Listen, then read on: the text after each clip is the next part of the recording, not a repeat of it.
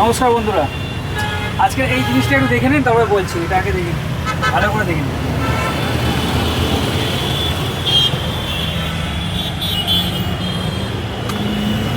হ্যাঁ, ব্যাপারটা দেখেছেন, মেট্রোর কাজ হয়ে গেছে, এই জায়গাটা কমপ্লিট হয়ে গেছে।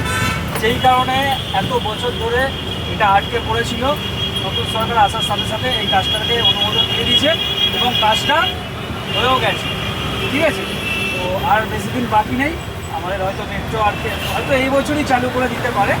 তো তার জন্য সাধারণ মানুষের খুবই সুবিধা হবে। বাসের যানজটও অনেকটা কমবে, রাস্তাঘাটের যানজটও অনেকটা কমবে, গাড়ি ঘোড়া শুধু বাস নয়, অনেক গাড়ি ঘোড়ার যানজটও কমবে এই রাস্তার উপরে, আর চাপটাও কমবে, আর মানুষের সুবিধাও হবে, সময়ও বাঁচবে, মানুষ ঘরে টাইমও দিতে পারে। সুতরাং ব্যাপারটা খুবই ভালো হয়েছে। এবার শুধু দেখার আছে যে কতদিনের মধ্যে এই মেট্রোর কাজটা চালু মানে মেট্রোটা চালু হয়ে কিছু কিছু জায়গায় কানেক্ট করা বাকি আছে, ততদিনের মধ্যে চালু হয়ে এটাই জাস্ট দেখা